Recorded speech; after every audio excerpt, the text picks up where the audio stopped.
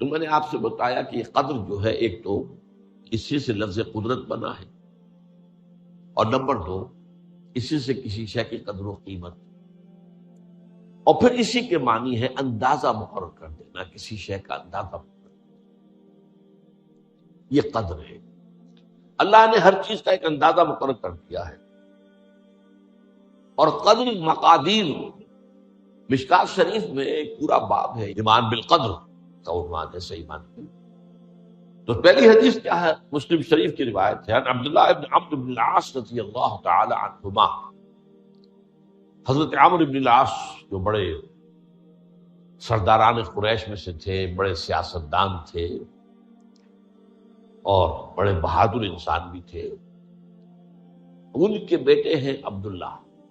اور بڑی دلچسپی کی بات یہ ہے کہ باپ اور بیٹے کے مزاج میں بود المشرقین تھا، وہ تھے جنگجو اور سیاستدان اور بڑے سرداروں میں سے، یہ تھے انتہائی زاہد و عابد، انتہائی زاہد و عابد۔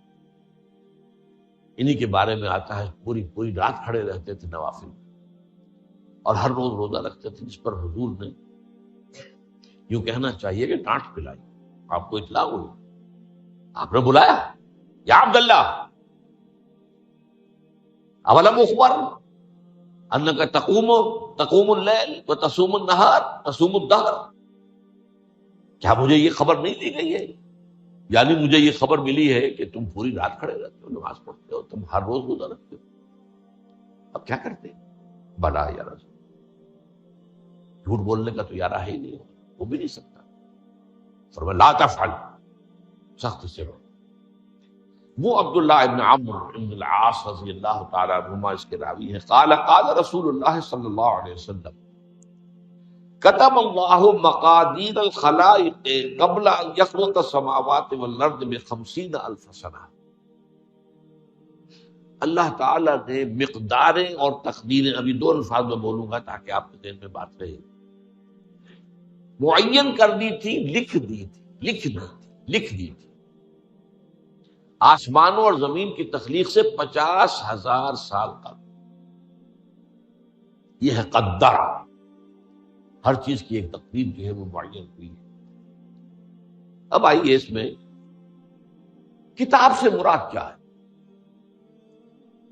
جو آیت میں نے دوسرے نمبر پر پڑھی آج، سورہ حدید کی آیت، ما اصاب من مصیبت فی الارض ولا فی انفسکم الا فی کتاب من قبل ان نبرأ۔ کتاب سے مراد کیا؟ نہیں پڑتی تم پر کوئی مصیبت، کوئی تکلیف، نہ زمین میں نہ تمہاری جانوں میں۔ زمین میں سیلاب کا آ جانا، زلزلے کا آ جانا، کوئی اور اس طرح کی عمومی ہلاکت کا آ جانا، عمومی تکلیف کا آ جانا۔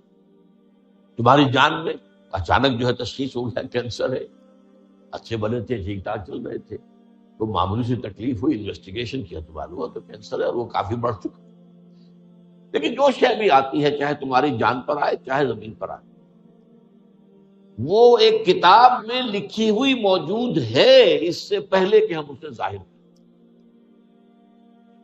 یہ تمہیں مشکل نظر آئے گا، ان ذالک علی اللہ یسیر، یہ اللہ پر بہت آسان، بہت آسان۔ اللہ کا علم کامل ہے۔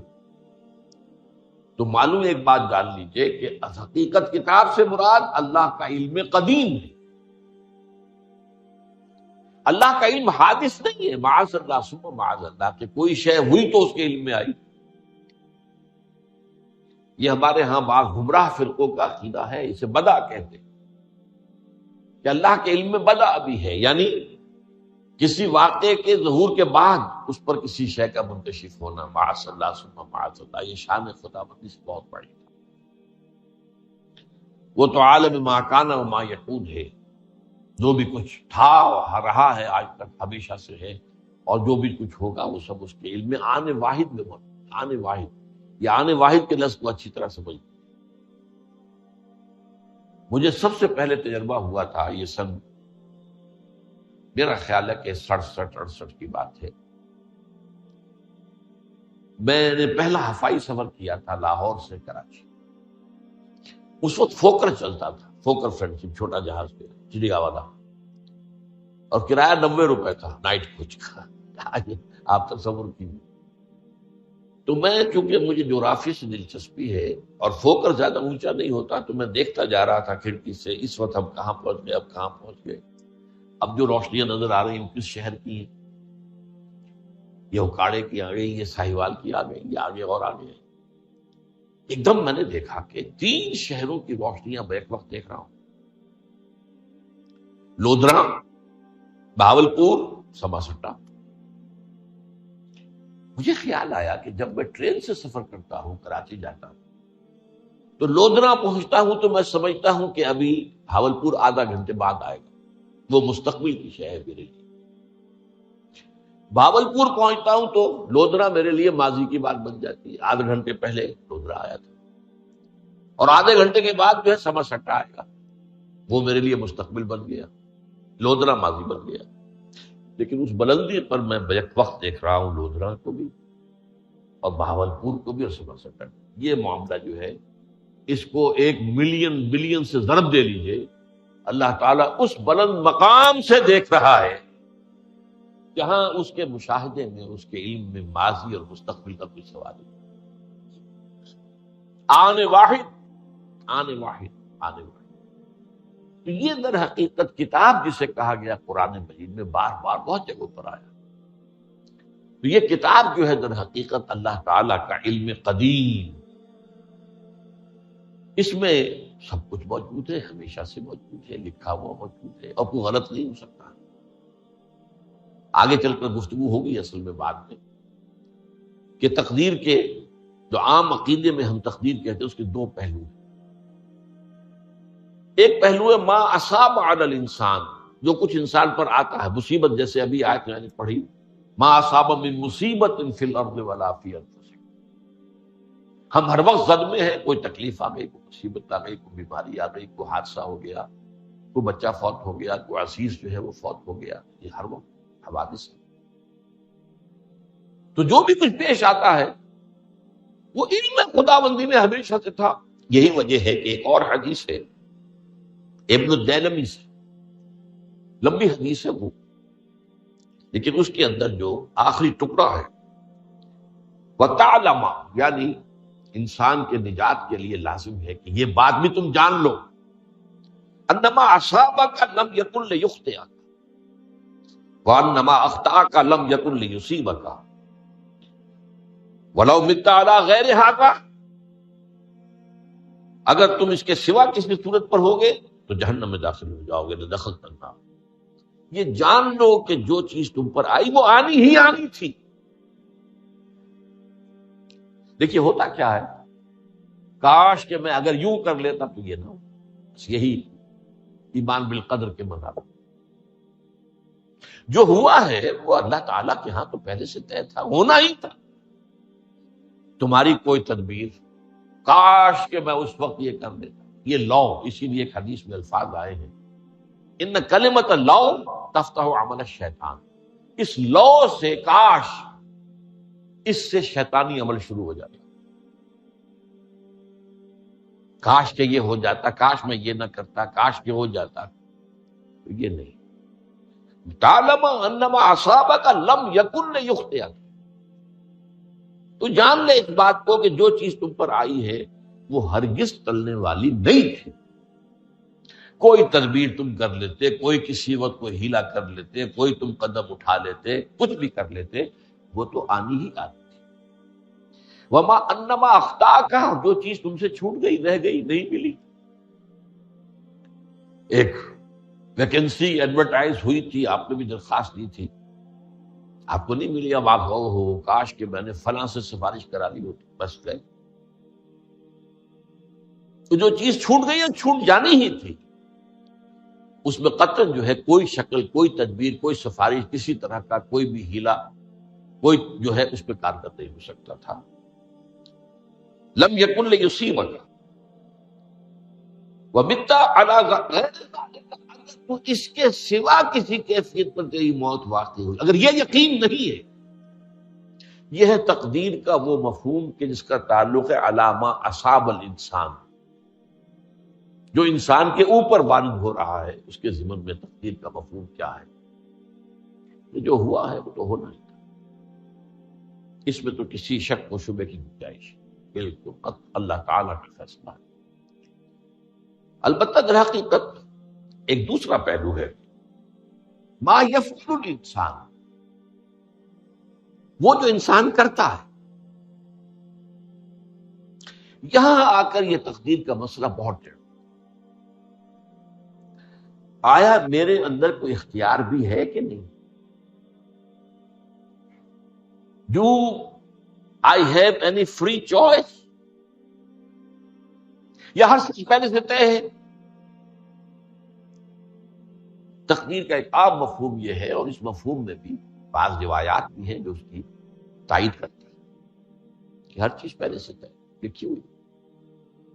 اور یہ جو حدیث ہم نے ابھی پڑھی ہے، یہ گویا کہ اس کی ایک مثال ہے کہ وہ جو لکھ دیا گیا تھا، فرشتے نے لکھ دیا تھا، رحم مادر میں لکھ دیا تھا، شقی او سعید، یہ بدبخت ہے یا سعادت مند ہے۔ تو ایک شخص پوری عمر نیکی کے کام کرتا رہا، آخری وقت میں آ کر کوئی ایسا حادثہ پیش آ گیا کہ وہ اہل جہنم کے سے کام شروع کر دی اور جہنمی ہو گئے۔ یا ایک شخص ساری عمر جو ہے جہنمیوں کے سے کام کرتا ہے، آخری وقت میں آ کر کوئی ایسی توفیق ملی، کچھ ایسا معاملہ ہو گیا، توبہ کر لی اور اس نے جو ہے اہل جنت کے سے اعمال شروع کر دیے۔ تو یہ جو ہے علامہ سابق کا علیحدہ بات ہے، اور علامہ یفعل الانسان، انسان کیا کرتا ہے، اس میں اس کی قدرت کی ہے۔ اور یہ ہمارے ہاں فلسفے کا بڑا مشکل موضوع ہے، اس کا نام ہے جبر و قدر۔ ہمارے اسلاف میں بھی کچھ لوگ ایسے ہیں متکلمین میں سے، دیکھیے ہمارے ہاں ایک وہ لوگ ہیں کہ جو اس پر قناعت کرتے ہیں کہ جو اللہ نے کہہ دیا اور رسول نے کہہ دیا، اس سے آگے ہم مین میخ نہیں نکالیں گے، وہ محفوظ راستے پر۔ لیکن بہرحال انسان کو اللہ نے ایک عقل بھی دی ہے، اور یہ عقل سوالات اٹھاتی ہے، اور جو زیادہ ذہین انسان ہوتے ہیں ان کے اندر ان کی یہ مصیبت زیادہ ہوتی ہے، لہٰذا وہ تو سوچتے ہیں، کچھ نہ کچھ غور و فکر کرتے ہیں، بات سمجھنے کی کوشش کرتے ہیں۔ اس میں اب ہمارے ہاں دو طبقے ہو گئے، جبریہ قدریہ۔ ایک نقطہ نظر یہ ہے کہ انسان مجبور محض، کوئی اختیار نہیں، اور ایک یہ ہے کہ انسان قادر مطلق ہے، جو چاہتا ہے اپنے فیصلے میں مختار مطلق ہے، تو فیصلہ کرتا ہے۔ انہیں قدریہ کہتے ہیں۔ تو جبریہ اور قدریہ ان کی بحثیں ہمارے یہاں، یہ وہی تقدیر کا مسئلہ جو میں نے کہا تھا، بحثوں میں آ کر الجھ جائے، آج تک حل نہیں ہوا، حل ہو سکتا ہی نہیں۔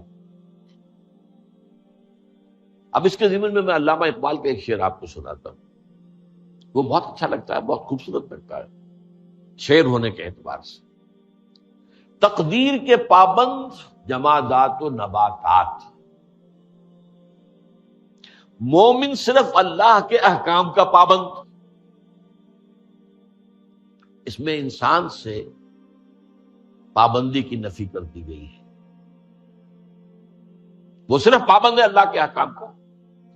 نتیجے کے اعتبار سے تو جو یہ شعر کہہ رہا ہے جو بات، وہ صحیح ہے، پابندی اصل جو ہے وہ اللہ کے احکام کی، لیکن یہ کہ تقدیر کی پابندی سے انسان بھی پوری طرح آزاد نہیں ہے۔ یہ سمجھ لینا کہ یہ جمادات و نباتات ہی کا معاملہ، یہ غلط ہے، یہ مبالغہ ہے۔ ظاہر بات ہے کہ شاعر جو ہے، شاعر مبالغے سے بچ نہیں سکتا، چاہے وہ علامہ اقبالی ہو، کوئی بھی ہو۔ تو اسی لیے سورہ شعراء کے اندر جو عام شعراء کی جو صفات بیان ہوئی ہیں وہ آپ کے ذہن میں آ گئی ہوگی۔